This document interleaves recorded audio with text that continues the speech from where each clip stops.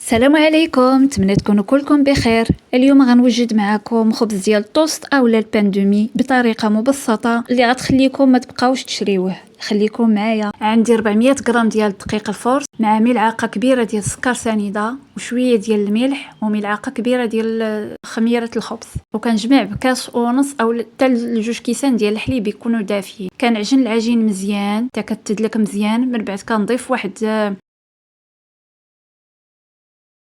2 المعالق كبار ديال الزبده، كنعاود ندلكها واحد شويه حتى كتجي رطبه بحال هذا الشكل. صافي كنغطيوها وكنخليوها تخمر.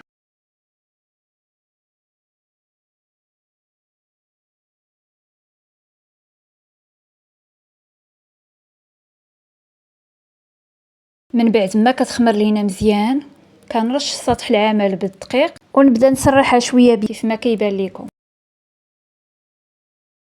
من بعد غادي نشكلها على شكل مربع، يعني غادي نطويها على شكل مربع.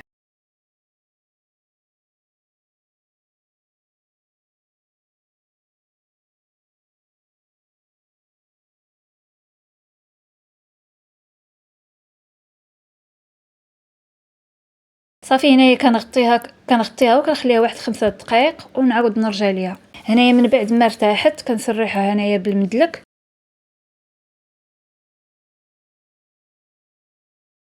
نرش بالدقيق باش ما تلصقش ليا. كنحاول نشد العبار اولا القياس بداك المول ديال الطوست. اللي ما عندوش هذا المول ممكن يستعمل المول الطويل ديال الكيك. هنا كنشد به القياس يعني الطول ديالو.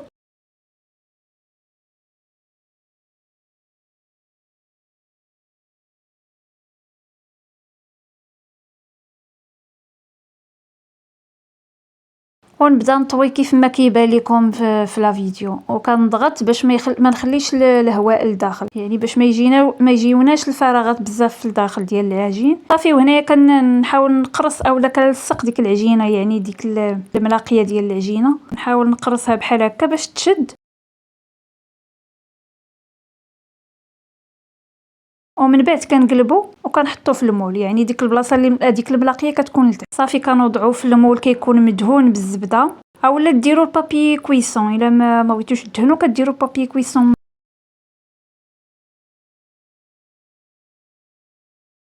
كنعاود نغطيها وكنخليها تخمر لينا مزيان هاد المره